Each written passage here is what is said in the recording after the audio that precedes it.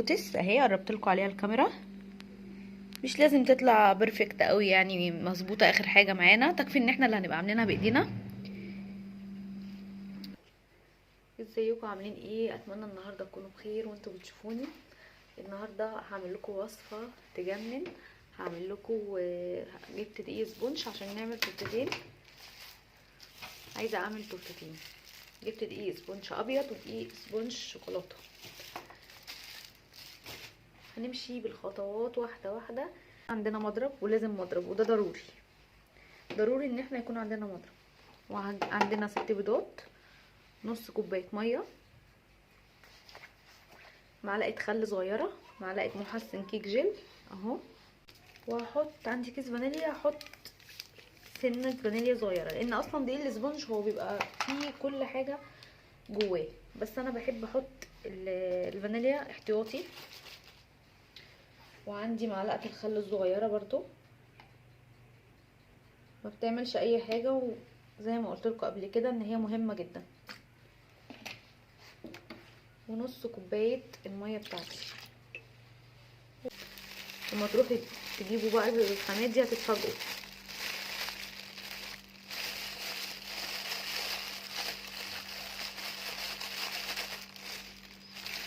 لو عندكم ورق زبده بقى تبتدوا ان انتوا تحطوه في الصينيه من فوق من تحت،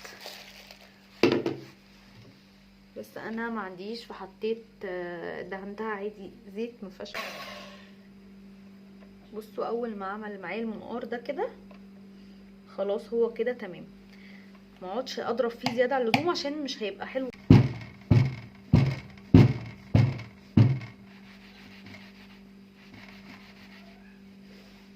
بس كده هحطه بقى في الفرن ومهديه عليه زي ما قلت لكم على درجه حراره 180، وابتدي اشوف بقى ايه هيستوي. هو بياخد وقت شويه عن الكيكه العاديه. كل واحد طبعا على حسب الفرن اللي عنده، كل واحد عارف درجه حراره الفرن بتاعته بتبقى ازاي. بس انا قلت لكم ان ده بياخد نار هاديه، ومنستعجلش عليه عشان ممكن يستوي من تحت ومن فوق ومن النص تلاقينا ايه عكس الكيكه العاديه خالص.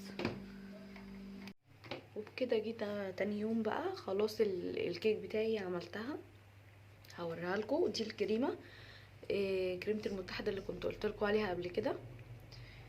كل كوبايه منها هي خام، كل كوبايه منها بتاخد قصادها كوبايتين ميه.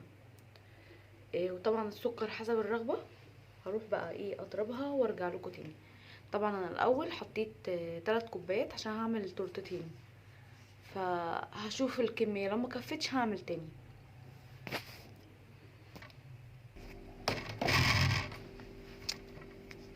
اهي الكريمه بعد ما ضربتها بالمضرب وحطيت عليها سكر بودره حسب الرغبه.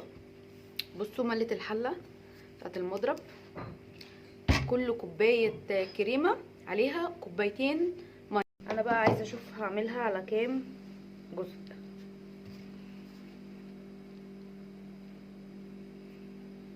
فبحدد بالراحه كده بالسكينه.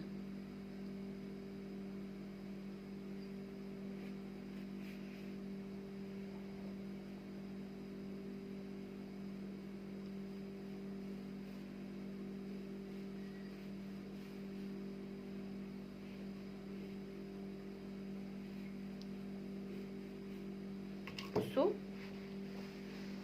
حددت عشان المقاس كله يبقى زي بعض. هبتدي بقى ان انا اقسمها بالراحه جدا، يعني بصوا سيسوها فوق ما تتخيلوا. طالما ما فيش عندي المنشار يبقى بالراحه، هتعمل معاها بالراحه خالص. طبعا عندي دي مهمه جدا، اللي يعني اللي ما عندوش دي ما يعملش تورته، دي نصيحه. لان انا ما كانتش عندي، كنت بعمل تورت بس كانت بتدوخني بقى في. طبعا دي لو بتلف كده بتبقى سهله في التجهيز وفي كل حاجه. حتى بصوا حتى لما اجي اقطع احدد كده الاول على نفس الزاويه، بتساعدني بقى في كده. يا ريت يكون عندنا واحده زي دي نضيفه وما فيهاش اي حاجه. كنت معقماها وغسلتها عشان احط فيها الحاجات الميه بسكر للتورت. حطيت فيها بقى ميه بسكر وشويه نسكافيه. ابتدي بقى ان انا ايه افتحها واسقي بيها التورت.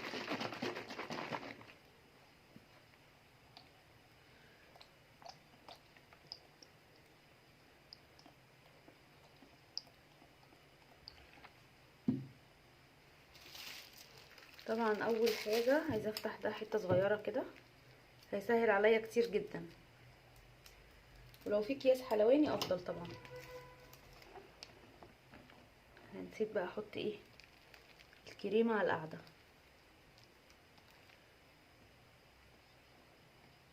طبعا زي ما قلت لكم الحروف بتتساوى.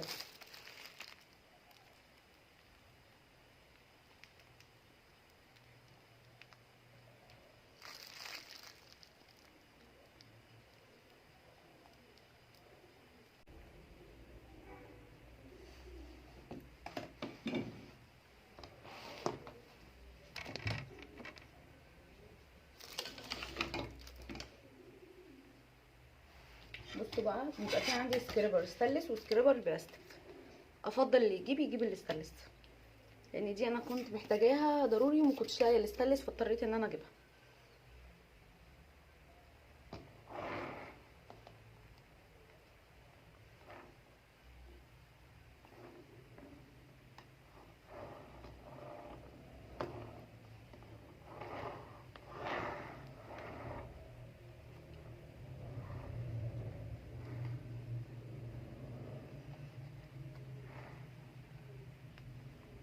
بصوا دي كده بتبقى زي اول تجليسه ليها.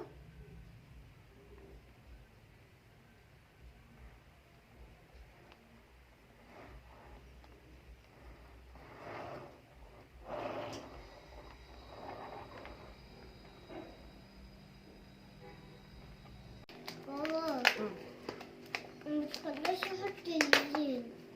يبقى ايه، انا جبت منه اللي هو المجروش ده المطحون. ها؟ حاضر. لا نفس اللي عملناه في التانية عملناه في اللي هي الشوكولاته دي.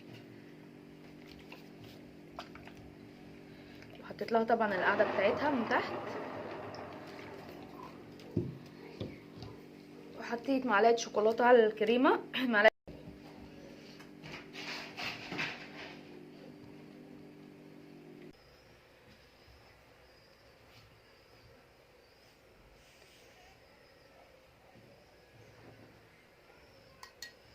وبكده تكون وصفه النهارده خلصت. عملت تورتتين، واحده بالنوتيلا وواحده باللوتس، وهقرب لكم عليها الكاميرا عشان تشوفوها. مش هتكلفكم كتير، كفايه ان انتوا اللي هتبقوا عاملينها بايديكم. لو استفدتوا من الفيديو وعجبكم الفيديو متنسوش اللايك والشير والسبسكرايب، فعلوا الجرس واعملوا الكل عشان يوصلكم كل جديد. كان معاكم ميادة مجدي، اشوفكم المره الجايه على خير، مع السلامه.